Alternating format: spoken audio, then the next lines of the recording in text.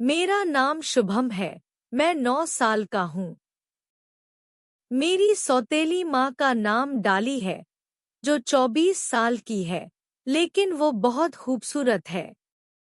डाली 24 साल की उम्र में 30 साल की औरत जैसी दिखती है। जब भी मैं डाली के साथ बाजार जाता हूँ, तो सभी लोग मेरी सौतेली माँ को देखते हैं।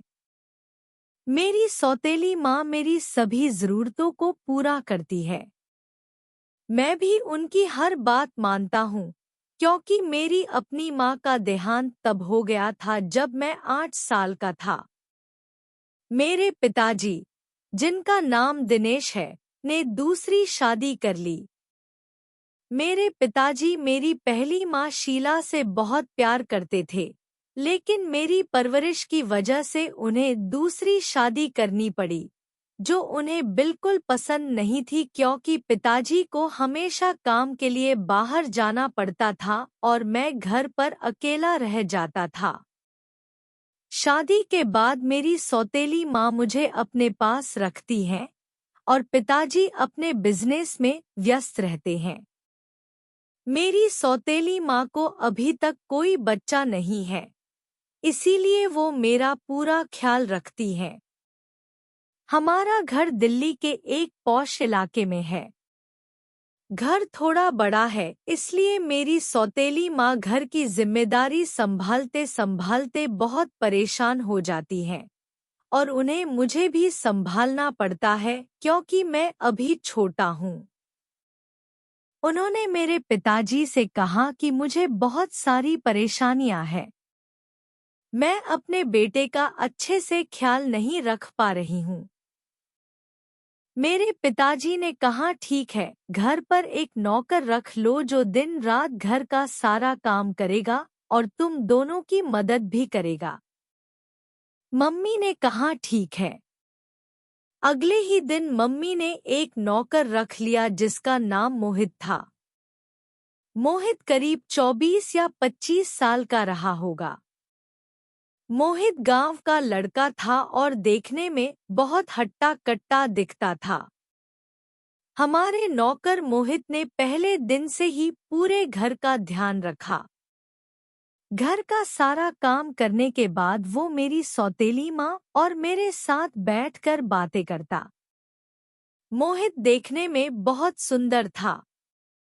वो मेरी माँ से बहुत अच्छे से बात करता था और मम्मी जो भी कहती थी वो मान जाता था। धीरे धीरे नौकर और मेरी सौतेली माँ एक दूसरे से बहुत खुलकर बातें करने लगे। धीरे धीरे हंसी मजाक भी होने लगा। जब नौकर मोहित घर का सारा काम निपटा लेता, तो हम दोनों के पास आकर खूब हंसता। मैंने पहली बार अपनी सौतेली माँ को खुलकर बातें करते और जोर जोर से हंसते देखा था क्योंकि जब से मेरी सौतेली माँ डाली की शादी हुई थी, वो घर का काम तो करती थी, लेकिन उनके चेहरे की खुशी कहीं गायब हो गई थी क्योंकि पापा हमेशा काम के सिलसिले में बाहर रहते थे। मेरी सौतेली माँ मुझसे बहुत प्यार करती हैं। एक दिन शाम को नौकर ने सबके लिए खाना बनाया। खाना खाने के बाद हम सब सोने चले गए। रात में मुझे अंधेरे से डर लगता है, इसलिए मैं और मेरी सौतेली माँ एक ही बिस्तर पर सोते हैं। मेरी सौतेली माँ मुझे पकड़े हुए थी और मुझे नींद नहीं आ रही थी। हम दोनों आपस में बातें कर रहे थे। मेरी सौतेली माँ मुझे कहानी सुना रही थी। तभी अचानक लाइट चली गई और पूरे कमरे में अंधेरा छा गया। मुझे डर लगने लगा। मैंने धीरे से माँ से कहा कि मुझे डर लग रहा है, लेकिन मेरी सौतेली माँ ने तुरंत अपना हाथ मेरे ऊपर रख दिया और बोली, डरने की क्या जरूरत है, मैं हूं ना तुम्हारे साथ, सो जाओ। उन्होंने मुझे अपने पास खींचते हुए मेरे ऊपर हाथ रखा और मैं धीरे धीरे आराम से सोने लगी। सुबह जब मैं उठी लाइट आ गई थी और मेरी सौतेली माँ मुझे नहलाने के लिए पानी गर्म कर रही थी। नौकर मोहित भी खाना बना रहा था। मोहित के आने से शुभम, डाली और मोहित के साथ की दिनचर्या में अब एक नया रंग आ गया था। मोहित की वजह से घर में एक नई ऊर्जा आ गई थी। वह न सिर्फ घर के कामों में मदद करता था, बल्कि अपनी हंसी मजाक भरी बातों से डाली और शुभम का मनोरंजन भी करता था। शुभम मोहित को बहुत पसंद करता था। वह उसे बड़े भाई जैसा मानने लगा था। मोहित कभी उसे अपने गांव की कहानियां सुनाता तो कभी बाजार से लौटते वक्त उसके लिए टॉफियां लाता। मोहित के आने से शुभम को लगा जैसे उसके घर में फिर से रौनक आ गई हो। डाली भी पहले से ज्यादा खुश रहने लगी थी। पहले वह घर के कामों में इतनी उलझी रहती थी कि उसका चेहरा थका हुआ सा दिखता था, लेकिन मोहित की मदद से उसे अपने लिए थोड़ा समय मिलने लगा था। कभी-कभी वह शुभम के साथ पार्क में टहलने जाती, उसे झूला झुलाती और उसकी छोटी-छोटी शरारतों पर हंसती। शुभम को अपनी सौतेली माँ की यह हंसी बहुत पसंद थी। उसे लगा कि डाली अब सचमुच उसकी माँ जैसी हो गई है। एक दिन जब शुभम स्कूल से लौटा तो उसने देखा कि डाली और मोहित मिलकर रसोई में कुछ खास बना रहे थे। शुभम ने उत्सुकता से पूछा, माँ, आज क्या बना रही हो? डाली मुस्कुराते हुए बोली, तुम्हारे पापा आज घर आ रहे हैं, तो हम उनकी पसंद का कुछ बनाएंगे। मोहित ने बताया कि उसे गांव की तरह मटन करी बनानी आती है और उसने आज वही बनाने की सोची। शुभम खुशी से उछल पड़ा। वह अपने पापा से बहुत प्यार करता था और उनके आने का बेसब्री से इंतजार करता था। शाम को जब दिनेश घर आया तो घर में एक अलग ही रौनक थी। मोहित ने मेज पर खाना सजाया और डाली ने शुभम को तैयार करके दिनेश के पास भेज दिया। दिनेश ने शुभम को गले लगाया और कहा, क्या बात है, मेरा बेटा बड़ा हो गया है।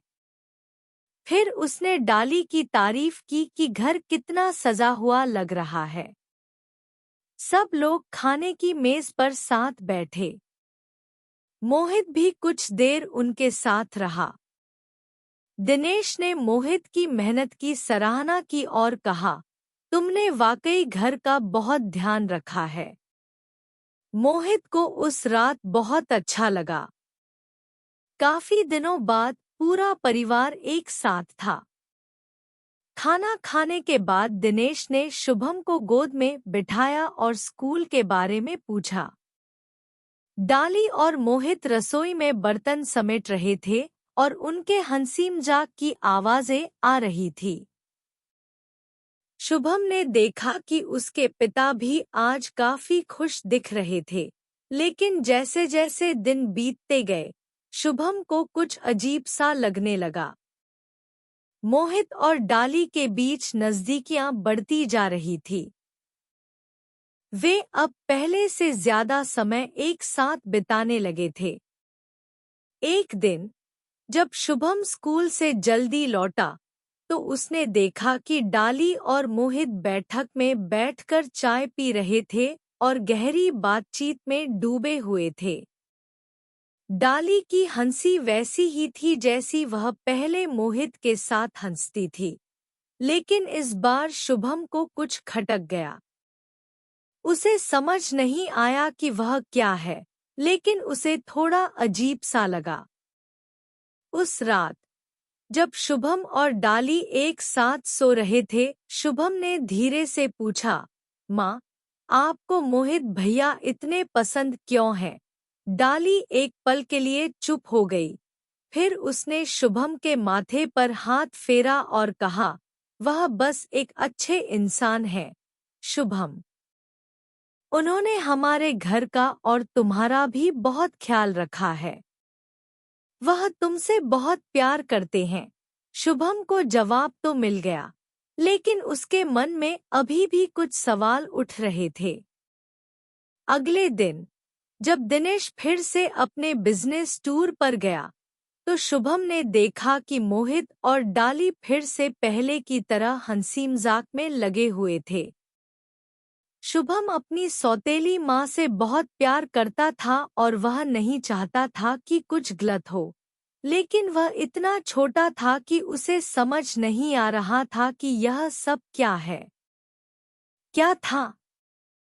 वह बस यही चाहता था कि उसका परिवार हमेशा खुश रहे। आगे क्या होगा? क्या उसे शुभम के मन में उठ रहे सवालों के जवाब मिलेंगे?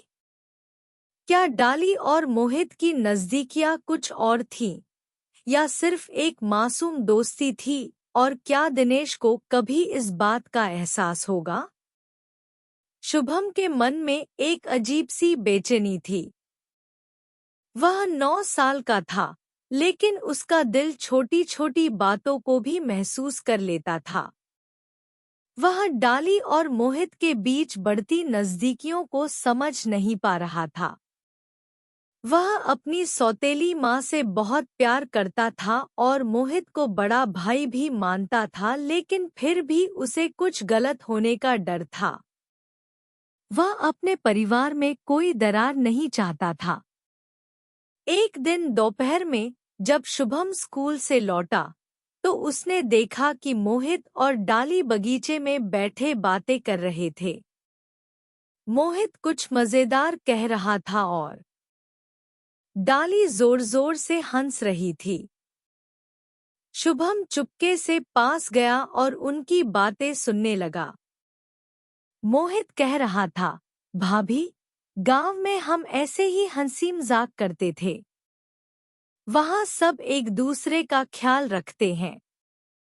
डाली ने जवाब दिया, हाँ मोहित, यहाँ शहर में सब अपने में ही व्यस्त रहते हैं। तुमसे बात करके मुझे गांव की याद आती है। उनकी बातें सुनकर शुभम को थोड़ी राहत मिली। उसे लगा कि शायद वह बेवजह चिंता कर रहा है, लेकिन एक रात कुछ ऐसा हुआ जिससे शुभम का दिमाग खराब हो गया। फिर सवाल उठे। दिनेश उस दिन अपने बिजनेस टूर से जल्दी लौट आया था। शुभम और डाली इस बात से अनजान थे। जब दिनेश रात को घर पहुंचा तो उसने देखा मोहित और डाली लिविंग रूम में बैठकर टीवी देख रहे थे। शुभम सो गया था। दिनेश को यह देखकर थोड़ा अजीब लगा, लेकिन उसने कुछ नहीं कहा। वह चुपचाप अपने कमरे में चला गया। जब डाली को पता चला कि दिनेश आ गया है तो वह थोड़ी घबराई हुई लग रही थी। उसने मोहित से कहा, मोहित, तुम अब अपने कमरे में जाओ, दिनेश जी आ गए हैं। अगली सुबह जब शुभम उठा, उसने देखा कि उसके पिता और डाली के बीच कुछ तनाव था।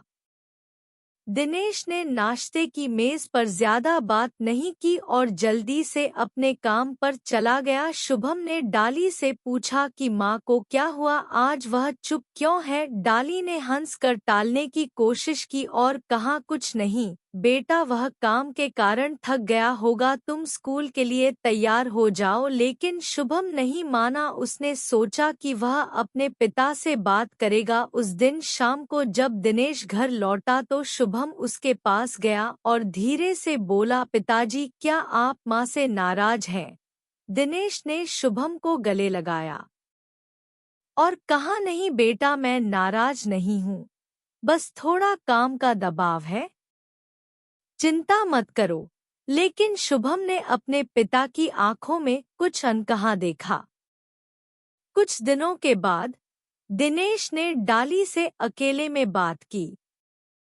शुभम पास के कमरे में खेल रहा था, लेकिन उसने उनकी बातचीत सुन ली। मेरे लिए तो वो बस एक नौकर है शुभम, और इस घर को मैं अपना सब कुछ मानती हूँ। दिनेश कुछ देर चुप रहा और बोला, ठीक है, पर फिर भी थोड़ा ध्यान रखना, इस बातचीत के बाद डाली मोहित से थोड़ी दूरी बनाने लगी। वो अब पहले की तरह खुलकर हंसती मजाक नहीं करती थी। मोहित को भी शायद कुछ एहसास हो गया था क्योंकि वो ज्यादा चुप रहने लगा था। शुभम इस बदलाव को साफ देख सकता था। उसे अपनी माँ की उदासी देखकर दुख तो होता था, पर वो ये भी नहीं चाहता था कि उसके पिता को कोई गलतफहमी हो। एक दिन शुभम ने हिम्मत करके डाली से कहा, माँ, तुम उदास क्यों रहने लगी हो? क्या मैं कुछ कर सकता हूँ? डाली ने उसे गले लगा लिया और बोली, मेरा शुभम बहुत समझदार हो गया है। कुछ नहीं बेटा, बस थोड़ा सा दुहक है। तुम मेरे साथ हो, यही मेरी सबसे बड़ी खुशी है। उस रात शुभम ने डाली को एक कहानी सुनाई जैसे वो उसे सुनाया करता था। डाली की आंखों में आंसू थे पर वो मुस्कुरा रही थी। अब आगे क्या होगा? क्या डाली और मोहित की दोस्ती पूरी तरह से खत्म हो जाएगी? क्या दिनेश का शक दूर हो जाएगा या उनके परिवार में तनाव और बढ़ जाएगा? और शुभम जो अपने परिवार को एकजुट रखना चाहता है, क्या वो अपने छोटे से दिल से सब कुछ ठीक कर पाएगा? वो अब पहले की तरह खुलकर हंसती मजाक नहीं करती थी। मोहित को भी शायद कुछ एहसास हो गया था क्योंकि वो ज्यादा चुप रहने लगा था। शुभम इस बदलाव को साफ देख सकता था। अपनी माँ का दुहक देखकर उसे दुहक तो होता था, लेकिन वो ये भी नहीं चाहता था कि उसके पिता को कोई गलतफहमी हो। एक दिन शुभम ने हिम्मत जुटाई और डाली से कहा, माँ, तुम उदास क्यों रहने लगी हो? क्या मैं कुछ कर सकता हूँ? डाली ने उसे गले लगा लिया और बोली, मेरा शुभम बहुत समझदार हो गया है। कुछ नहीं बेटा, बस थोड़ा उदास हूँ। तुम मेरे साथ हो, यही मेरी सबसे बड़ी खुशी है। उस रात शुभम ने डाली को एक कहानी सुनाई जैसी वो उसे सुनाता था। डाली की आंखों में आंसू थे लेकिन वो मुस्कुरा रही थी। आगे क्या होगा? क्या डाली और मोहित की दोस्ती पूरी तरह से खत्म हो जाएगी? क्या दिनेश का शक दूर हो जाएगा या उनके परिवार में तनाव और बढ़ जाएगा? और शुभम जो अपने परिवार को एकजुट रखना चाहता है, क्या वो अपने छोटे से दिल से सब कुछ ठीक कर पाएगा? वो अब पहले की तरह खुलकर हंसती मजाक नहीं करती थी। मोहित को भी शायद कुछ एहसास हो गया था क्योंकि वो ज्यादा चुप रहने लगा था। शुभम इस बदलाव को साफ देख सकता था। अपनी माँ का दुहक देखकर उसे दुहक तो होता था, लेकिन वो ये भी नहीं चाहता था कि उसके पिता को कोई गलतफहमी हो। एक दिन शुभम ने हिम्मत जुटाई और डाली से कहा, माँ, तुम उदास क्यों रहने लगी हो? क्या मैं कुछ कर सकता हूँ? डाली ने उसे गले लगा लिया और बोली, मेरा शुभम बहुत समझदार हो गया है। कुछ नहीं बेटा, बस थोड़ा उदास हूँ। तुम मेरे साथ हो, यही मेरी सबसे बड़ी खुशी है। उस रात शुभम ने डाली को एक कहानी सुनाई जैसी वो उसे सुनाता था। डाली की आंखों में आंसू थे लेकिन वो मुस्कुरा रही थी। आगे क्या होगा?